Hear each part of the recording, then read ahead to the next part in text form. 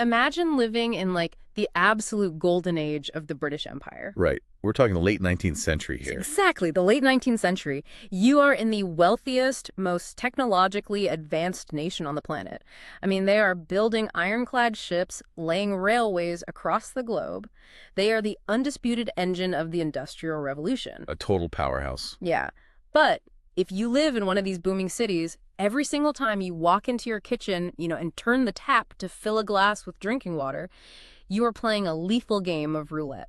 Literally risking your life. With your life and your children's lives. And it's this profound historical contradiction, right? Because you have this absolute pinnacle of wealth, but the most basic element of human survival is actively killing the workforce. Water. Just water. Yeah, water. And here is the fact that it just shatters everything we are usually taught about how to solve a crisis like that. Well, the efficiency argument. Right. Because we're always told the free market is the ultimate answer to inefficiency. The invisible hand optimizes everything. That's the standard textbook narrative. But in 19th century England, taking the urban water plants out of the hands of private, profit-driven companies, like literally taking private property and handing it over to the government, instantly caused the death rate of a deadly plague to plummet by nearly 20%. Almost a fifth of the fatalities. Wiped out. Just gone. Yeah, by changing the name on the property deed from a private corporation to a municipal government. It is insane. So, welcome to this deep dive. If you're joining us, your mission today is to unpack an absolute titan of historical research. We are diving into a National Bureau of Economic Research working paper, number 22553. And the title is, Who Should Own and Control Urban Water Systems? Historical Evidence from England and Wales. Right. And it's by 3 economists, Brian Beach, Werner Troesken, and Nicola Tynan. And, we should probably establish right away the sheer gravity of what these 3 actually accomplished. Oh, yeah. The data set is wild. It is. I mean, they didn't just read a few old Victorian diaries and call it a day. They spent decades doing this grueling archival detective work. They reconstructed a mortality database covering over 600 registration districts across England and Wales. 600 districts? Yeah, and an unbroken timeline from 1869 all the way to 1910. So they essentially built a time machine out of death certificates. That's exactly what it is. And they matched that database with the construction and ownership records of more than 500 individual waterworks. Which means, for you listening to this, what we're going to explore isn't just like a collection of historical anecdotes. It is an airtight, mathematically proven analysis of what happens when the drinking water of an entire city is controlled by a private contract. Does private capital bring a miracle of efficiency? Or does it bring a silent disaster? That's the core question. Right. And to really grasp why this study is so face-slapping, we have to look at the landscape of Britain before 1860, because it was a uniquely privatized world. Highly privatized. So paint that picture for us. If I'm living in, say, Manchester in 1850, who is piping the water to my house? Statistically, a private company. Prior to 1860, nearly 70% of all British waterworks were entirely private enterprises. 70%? Wow. Yeah, and the British government, and the public for that matter, they were incredibly proud of this system. They viewed it as the ultimate triumph of free market capitalism. Yeah. It was supposed to be decentralized, competitive, totally market-driven. Okay, let me make sure I'm wrapping my head around this. The infrastructure keeping millions of people alive wasn't viewed as a public right. It was just a consumer product, like buying coal or a shirt. That is the exact legal framework. And because it's a private enterprise, the fundamental overriding nature of that company is profit maximization. Which brings up a really important concept from the paper. Right, the idea of the residual claimant. Yeah, let's break that down mechanically, because I've heard that term in finance, but what does being a residual claimant actually do to a person's decisions? Think of it as, well, who gets to keep the leftovers? In a private firm, the shareholders are the residual claimants. Once the company pays its workers, buys the coal to run the steam pumps, pays the interest on its debts, whatever money is left in the vault belongs to the shareholders. The profit. Exactly. Therefore, those shareholders have an immense structural incentive to keep operating costs as low as humanly possible. Every pound they don't spend on the waterworks goes directly into their pockets as a dividend. Right. So if I'm a major shareholder, my residual claim is cold hard cash. I'm sitting in a boardroom and my engineers come to me and say, hey, we really need to install this new, super expensive sand filtration system. And your first question as a shareholder is going to be what? Will people pay more for the water if we do that? And the answer was no. You generally couldn't easily raise the rates, so that expensive filtration system just eats directly into your profit margin. But wait, surely the market punishes them, right? Like if a restaurant serves bad food, people stop going. If the water company serves bad water, don't the customers just buy from the competitor across town? Well, you're hitting on the exact flaw in the Victorian mindset there. Water is a natural monopoly. Oh, right. You can't have 5 different companies digging up the same street. Exactly. You can't lay 5 different sets of competing water mains to your house. The infrastructure costs are astronomical. So the citizens were captured consumers.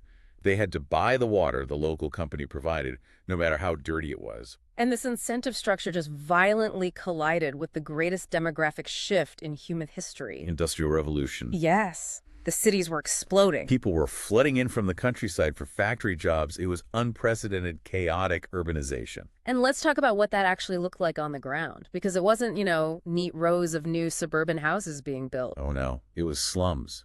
Hastily constructed, densely packed tenement buildings with virtually no sanitation. And as these cities expanded at this terrifying rate, the private water companies hit an impossible wall. Capital constraints. Right, because expanding a water network is incredibly capital intensive.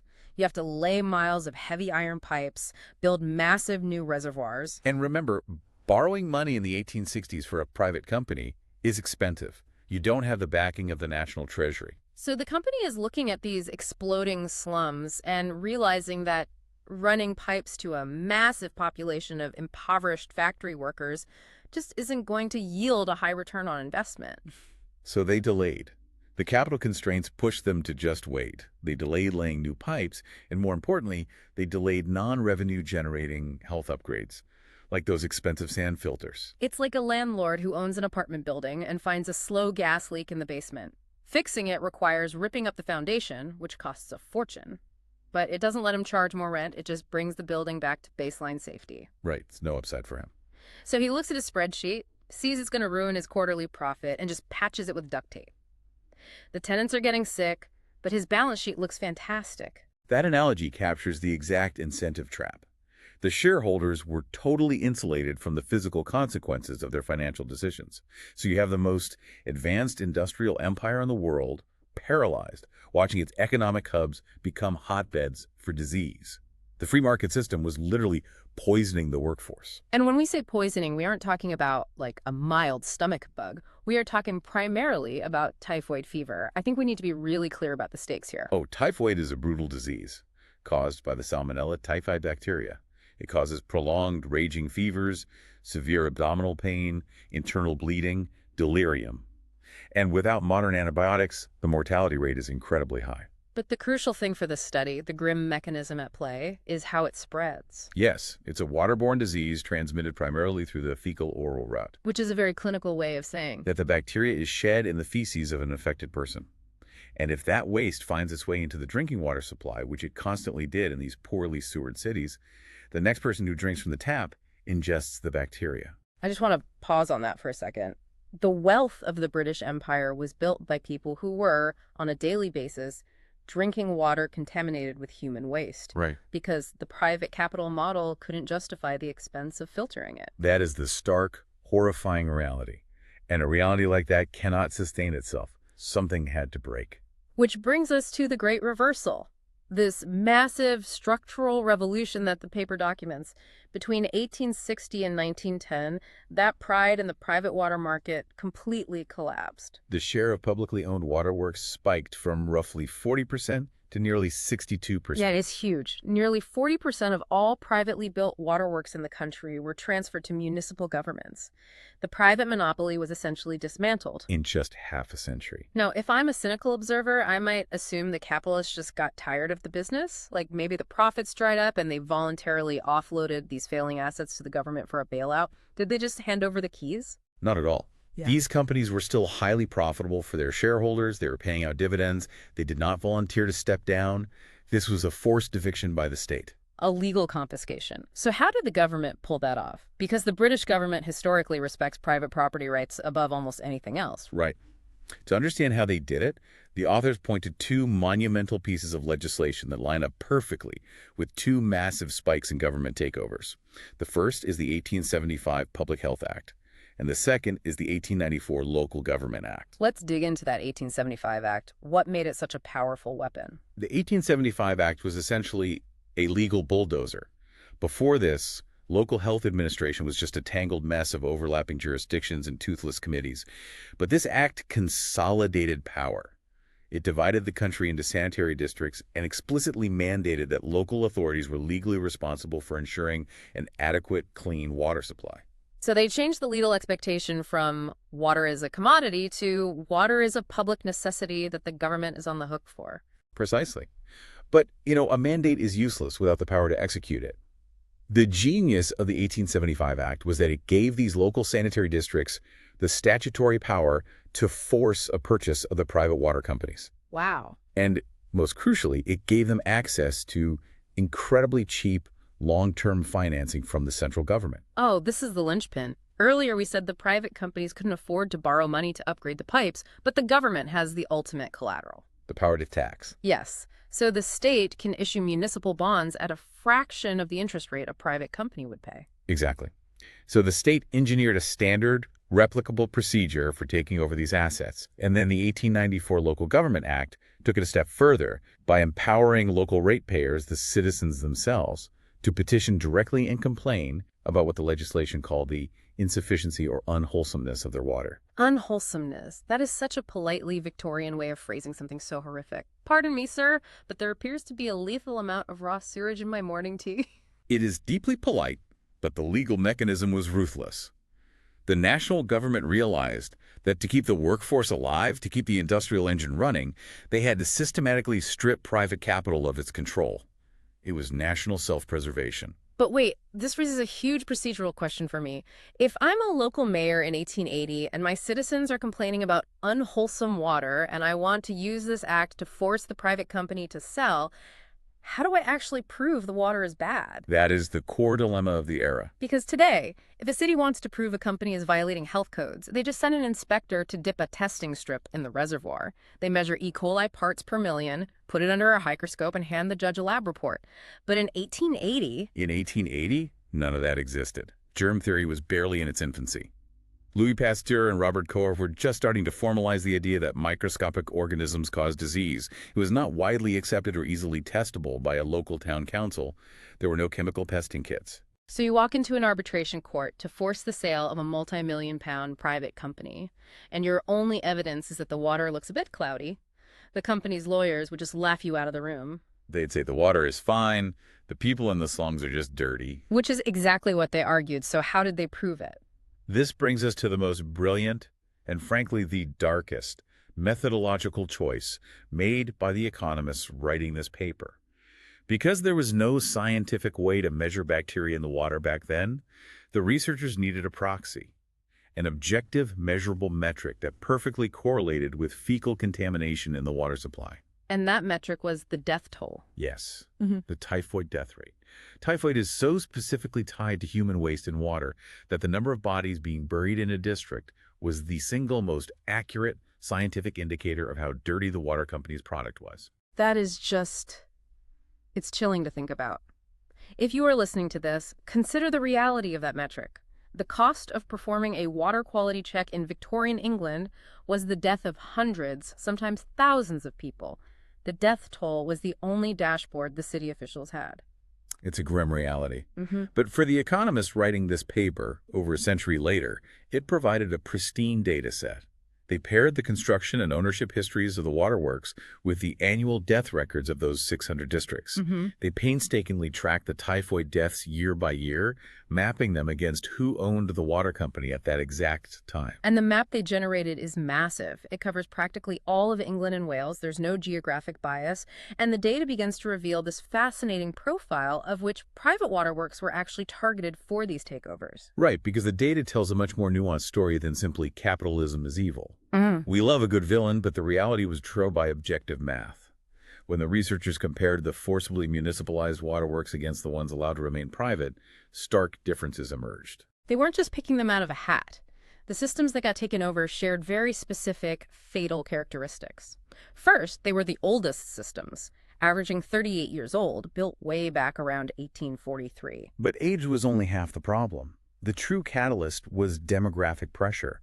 The districts where the government intervened were experiencing absolute demographic chaos. The paper highlights a staggering statistic here. The population growth in these targeted districts was averaging 35.98% over a 5-year period. Let's just synthesize what that means. If you live in a city of 100,000 people, in just 5 years, nearly 36,000 new people show up.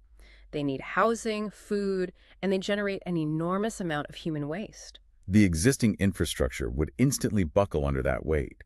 Systems built in 1843 were completely overwhelmed. And this is where the financial model of the private company completely breaks down. Imagine being the executive of that company. Your system is rusting, reservoirs are too small, and suddenly your customer base expands by 36% in 5 years. The cost of financing the upgrades for those new people laying miles of mains into new, poorly planned neighborhoods would completely overwhelm their capital reserves. Precisely. They faced a fatal choice. Take on massive, high-interest debt to fund upgrades that won't necessarily increase the price they can charge, or do nothing, keep costs low, and keep paying out dividends while the infrastructure collapses. And the rational economic choice, the choice dictated by private equity, was to do nothing. So it wasn't that these owners were cartoon villains actively trying to hurt people. They were just trapped in a business model that could not financially sustain public health during an unprecedented population boom. They ran out of breath trying to outpace the human flood. And the tragic consequence of doing nothing was that the typhoid rates inevitably began to climb. Okay, so the death toll is climbing, the company is doing nothing, the population is exploding. This leads me to what I think is one of the most counterintuitive, face-slapping findings in the entire paper. Because logically, if a massive typhoid outbreak hits a city and people are dying in the streets, the local government swoops in, seizes the water plant under the 1875 Act, and fixes the problem the very next year. Crisis creates an immediate response, right? You would think so, but the data unequivocally says no. Current year typhoid outbreaks did not cause an immediate waterworks takeover. This blew my mind. The researchers found that it was the typhoid rates from 1 to 5 years prior that actually predicted a government takeover. Why on earth was there a delay? If the death toll is your only proof, why wait 5 years to save your citizens? The answer is something that plagues infrastructure projects to this day. Bureaucracy. Oh, man. Agonizing, labyrinthine, randomized bureaucratic nightmares. The legal arbitration required to force a private company to sell took years, sometimes decades. The paper gives examples that are just infuriating. Like Birmingham, a massive industrial hub. The city government was authorized by Parliament to buy its waterworks in 1851. They recognized the need. But because of endless legal bickering, disputes over valuing the aging pipes, relentless arbitration over the final price, it took them 24 years to actually complete the takeover. 24 years of legal friction. In another case, the Bridlington and Quay Water Company. A purchase clause was added in 1875, but the government didn't actually manage to buy them out until 1899. Another 24-year delay. If I'm a citizen in Birmingham during those 24 years, I am watching my neighbors die of typhoid. I know the city council wants to buy the plant, and I have to sit there and wait for a quarter of a century while lawyers in powdered wigs argue over the exact monetary depreciation value of a rusty iron pump. It is madness. From a humanitarian perspective, yes, absolute madness. A devastating failure of administrative speed. However, and this is where the genius of modern econometrics comes in. We all hate government red tape, but this specific, decades-long local government red tape actually provided a miracle for the economists writing this paper. yes, it solves a massive chicken and egg problem, a concept known as resolving endogeneity. Let's break that down without the jargon. Why is this bureaucratic delay a miracle for the data? Okay, imagine if a city took over the waterworks the exact same year a massive typhoid epidemic hit. Epidemics, by their nature, eventually burn themselves out.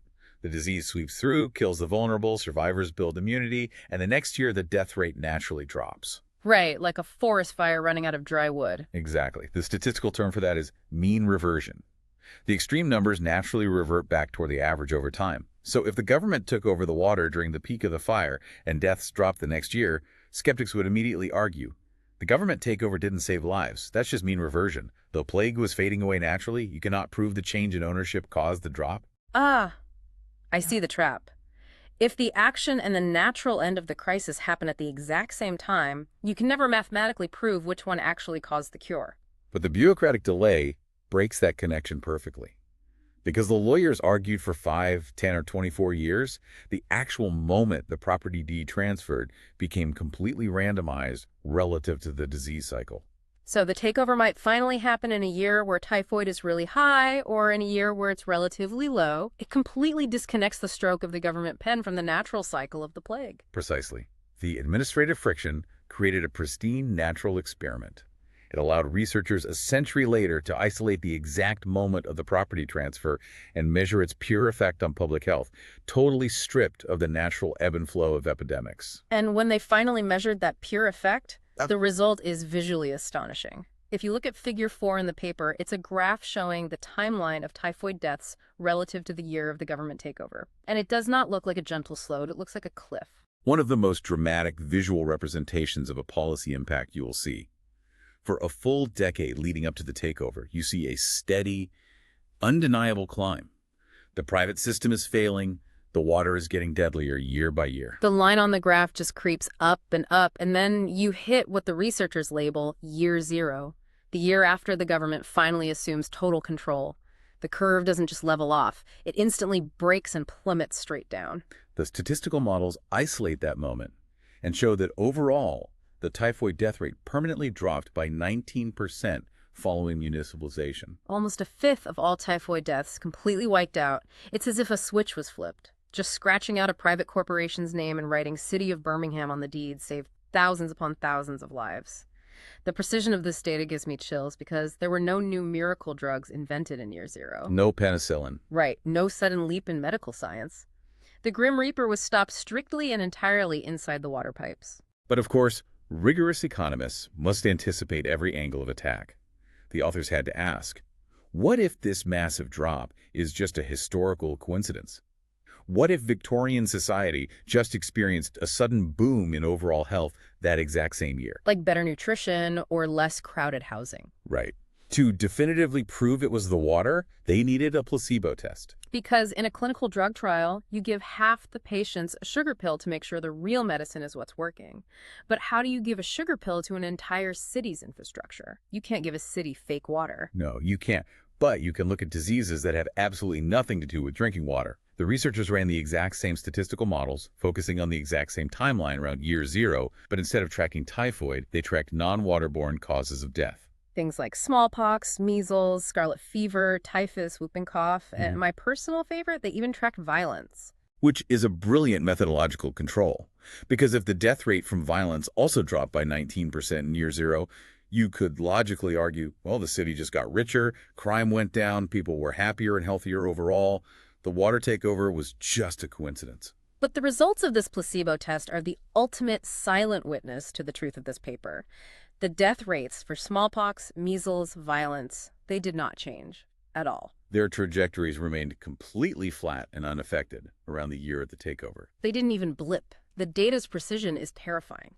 Besides the ownership of the water, literally nothing else changed, which means the public ownership of that water was the sole and absolute antidote. It isolates the mechanism perfectly. But the paper goes deeper into the mechanics of why the government takeover worked by looking at what they call the interactive effect. I like to think of this as the ruins effect. Let me try an analogy. If you buy a used car that was perfectly maintained and you change the oil, the performance doesn't change much. But if you buy a rusted out wreck that hasn't seen fresh oil in 20 years and you put a new engine in it, the marginal increase in performance is explosive. Did they find something similar with the waterworks? That is an excellent way to frame it. They didn't just look at the average 19% drop. They interacted the municipalization data with the age of the waterworks and the rate of population growth. They wanted to know if the life-saving effect was uniform across all cities or if certain types of struggling systems benefited more. And the reality is that the magic of public ownership worked best on the systems that were rotting the most. The statistical models, specifically tables 5 and 6, reveal a highly significant negative interaction, in plain terms. The older the waterworks was, and the higher the population growth in that specific district, the more dramatic the life-saving effect of the government takeover. So, if a city took over a relatively new, well-built private system, Taking it over might only drop typhoid by a tiny margin. But if you had a 40-year-old system completely crushed by a 30% population boom, a true ruin taking it over caused a massive, explosive relief in the death toll. It implies a deeply cynical reality about the end stage of those private contracts. The private owners of those desperately strained systems had essentially abandoned any pretense of upgrading them. They were extracting the final drops of revenue from a dying asset. When the government finally stepped in with fresh capital and a strict public health mandate, the turnaround was spectacular because the baseline was so abysmal. But of course, there is always academic pushback. And the big academic pushback here goes right back to that mean reversion idea.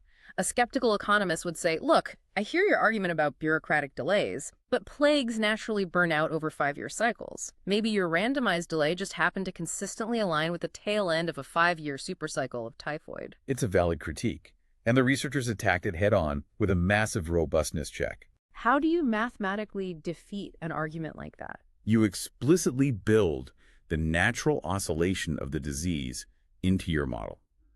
They controlled for the past 5 years of epidemic waves in every single district. They mathematically fed the historical burnout cycle into the regression to completely neutralize it. They asked the math, if we completely strip away any natural fading of the disease, does the government takeover still matter? And the academic excuse was absolutely destroyed. Even after mathematically neutralizing the past 5 years of plagues, the pure act of government takeover still accounted for a permanent 13 to 15% drop in deaths. The proof is bulletproof. The plagues weren't naturally fading away. They were being systematically eradicated by a change in property rights. Which brings us to the final and perhaps the most dangerous counterargument the authors had to dismantle. Let's call it the sewer conspiracy. Oh, this is my absolute favorite part of the deep dive. Because if I were trying to debunk this paper, this is exactly where I would attack. I would have bet money that the sewers were the real hero here. It's a very historically intuitive assumption. Right. We always hear about the Great Sewers of London. The late 19th century was the era of the Great Sanitary Awakening. If a municipal government takes on massive public debt to buy the waterworks, isn't it entirely logical that they also start digging up the streets to build a vast underground sewer network at the exact same time? It makes perfect logistical sense. If you have the streets torn up to lay clean water pipes, you might as well lay sewer pipes. Exactly. And if they built sewers at the same time they bought the waterworks, then how on earth do we know the drop in typhoid was from the clean drinking water? Maybe it was just from the fact that they finally flushed the raw sewage out of the streets? If the sewers did the heavy lifting, then the entire premise of this paper totally falls apart. To solve this, the researchers had to do some incredibly tedious, granular historical detective work. They couldn't just look at water data anymore. They had to dig into the archives of the local government board. Tell us about these archives. What are they actually looking at? They are looking at the loan ledgers. Every single time a local authority wanted to borrow money to build a sewer, they had to get the loan formally sanctioned by the local government board. These ledgers are incredibly detailed, handwritten records. So they had to painstakingly transcribe and aggregate decades of local borrowing data, specifically isolating loans marked exclusively for sewer purposes. Yes. And then they mapped that timeline of municipal sewer borrowing relative to year zero, the year of the waterworks takeover. And the resulting graph is another stunning moment of clarity. I am looking at it, and it completely upends what I thought. For the entire decade leading up to the water takeover, and for the entire decade after the water takeover, the sewer borrowing line is essentially a flat line hovering near zero. The governments did not start systematically borrowing money to build massive sewer projects until about 10 years after they took over the waterworks. 10 years. That is the definitive proof. The typhoid death rate plummets instantly in year zero. But the massive public financing for sewer construction doesn't systematically spike until year 10. You cannot credit a sewer for saving lives a full decade before it was actually built. And just to be absolutely mathematically certain, the authors ran their regression models one more time, entirely stripping out the effects of any localized, overlapping sewer construction. Even when accounting for sewers, the pure act of nationalizing the drinking water still caused a 17.6% drop in deaths. So clean water beat death all by itself. It didn't need the sewers to do the heavy lifting in those crucial early years. And the paper provides a specific localized example that perfectly illustrates how ownership immediately dictated this purity without needing a new sewer. Let's look at the city of Nottingham. What happened in Nottingham? When the Nottingham municipal government finally acquired their private waterworks in 1880, they inherited a sprawling system with 5 different water sources. One of those sources was the Scotholm Waterworks, And Scotholm was a problem. a massive problem. It was drawing water from a groundwater source dangerously close to the River Leen, which was heavily polluted with industrial and human waste. Okay, so a private company is running this polluted plant because it generates revenue and the sunk costs have been paid. What did the new municipal government do when they took the keys in 1880? Did they wait 10 years to build a massive sewer system to clean up the River Leen? No. They immediately abandoned the Scotholm Waterworks for domestic supply. They literally just shut it off and shifted the entire domestic supply to cleaner sources further away. That is the crux of the whole argument right there. A private company would almost never just shut down a functioning, revenue-generating pump station simply because it was close to a polluted river. The profit motive forbids it. But a public entity answering to local voters who are tired of watching their families die could make that decision overnight. Changing the priority from profit to purity was the ultimate public health intervention. The ability of the government to prioritize public health over sunk capital and use cheap borrowing to absorb the loss is what drove that massive drop in mortality. So if I'm trying to synthesize the entire journey we've just taken, we've spent this time proving with airtight, exhaustive historical data that taking water away from private companies and giving it to the government saved thousands of lives in 19th century England. The math is undeniable. So case closed, right? Nationalization of infrastructure is always a miracle. Privatization is always a disaster. We can just write the policy, apply it everywhere, and go home. Well, if we pull back and look at the broader economic reality, it's never quite that simple. We cannot let ideology blind us to context. To understand the true lesson of this paper, we have to look at another highly famous economic study published in 2005 by Galliani, Gertler, and Shagradsky. Okay, where did they look? They looked at urban water systems in Argentina in the 1990s. And what did the data show there? It showed the exact opposite of England. The 2005 study proved, with similarly rigorous data, that in 1990s Argentina, privatizing the public water systems and handing them over to corporations dramatically lowered infant mortality, especially among the poorest communities. Wait, hold on. That is a staggering pivot. In 19th century England, public ownership is the undisputed miracle cure. But 100 years later in Argentina, private ownership is the miracle cure. How can the fundamental laws of economics just flip completely upside down like that? This is where we have to step entirely away from modern political camps. The data doesn't care if you lean left or right. The data only cares about governance. The answer to this contradiction lies in what I call the institutional soil. The institutional soil. Explain what you mean by that. You have to look at the quality, the competence, and the integrity of the entity running the show. Let's contrast the two environments. In 19th century Britain, despite all its flaws, you had highly efficient, high-quality urban governance. The state had immense administrative capacity to manage complex infrastructure. And crucially, because the British state was perceived as supremely stable, it could borrow money at much cheaper interest rates than private firms. So the Victorian government had the administrative competence to plan the network and the cheap credit to actually pay for the pipes. They were a highly functional tool. Precisely. Now contrast that institutional soil with 1990s Argentina. A 1996 New York Times article described the environment there by stating that payoffs, kickbacks, and government bribes are considered a part of everyday life. I see where this is going. In that specific environment, the public water utilities were not functioning as guardians of public health. They were crippled by massive public corruption, political patronage hiring, and chronic, desperate underinvestment due to national economic instability. The state was acting as a vehicle for political extraction, not a competent manager. So in Argentina, the government itself was the poison, and private capital bringing in outside efficiency, strict foreign accounting standards that bypass local graft, and modern technological investment acted as the cure. Exactly. The authors of our NBER paper conclude by explicitly stating that there is probably no general, universal answer to who should own the water. There is no ideological magic bullet. The efficacy of any ownership regime depends entirely on the broader economic and institutional setting of the society in question. That is a profound takeaway. It means both blind privatization and blind nationalization are gambles with human lives if you ignore the actual quality of the institutions you're handing the keys to. If your government is deeply corrupt and inept, handing them a monopoly on the water supply is a death sentence for the poor. But equally, if your private market is highly constrained by capital, driven solely by short-term dividends, and lacks strict regulatory oversight, like in Victorian England, handing them a monopoly on water is also a death sentence. It demands a clear-eyed, objective assessment of where the institutional strengths and weaknesses truly lie in any given moment in history. This has been an incredibly dense, fascinating journey through the data. We started with the terrifying reality of Victorian slums, where every sip of water was a gamble. We watched the foundational theories of the free market fail in the face of skyrocketing urban populations, leading to the self-inflicted tragedy of the British paradox. And we analyzed how the heady, institutional hand of the state, armed with the Public Health Act of 1875, initiated the Great Reversal, legally stripping private capital of its control over life and death.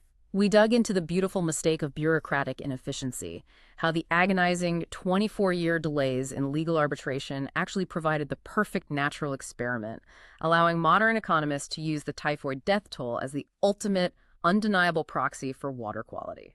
We visualized the cliff of life, that stunning 19% drop in mortality in year zero, and we validated it with the placebo test of non-waterborne diseases. We mathematically defeated the academic doubt of mean reversion and uncovered the sewer conspiracy, proving that clean water alone was the true victor in those crucial early years. And finally, we confronted the ultimate contradiction between England and Argentina, realizing that institutional soil, the actual competence and integrity of governance, determines whether the water flows clean far more than any rigid political ideology. I want to thank you, the listener, for sticking with us and diving so deeply into this grim, complex, but deeply vital world of historical water rights. It is a history that remains absolutely crucial to understand today. And as we wrap up, I want to leave you with a final thought to mull over, something that builds on everything we've just discussed, but stretches right into our reality today. History, it seems, is not a straight line. It's a spiral. In 1989, England, the very country we just spent all this time studying, actually went back and completely privatized its water system all over again. A complete historical reversal of the reversal. And then, in 2010, the city of Paris stripped its private water contracts and went back to public ownership. The pendulum of ownership is still swinging back and forth across the globe. But as we face a future defined by climate change, crumbling infrastructure, and increasingly severe global water scarcity, that pendulum is swinging faster and the stakes are rising higher than ever before. The margin for error is disappearing. So here's my question for you. If the cycle between public and private is an endless historical loop, are we doomed to keep paying the transition costs in human lives every time we blind test a new economic theory on our most precious resource? Or can we finally learn to look at the diagnostic reality of our own institutions, our own soil, before we decide who controls the source of life? Keep questioning the infrastructure around you until the next deep dive.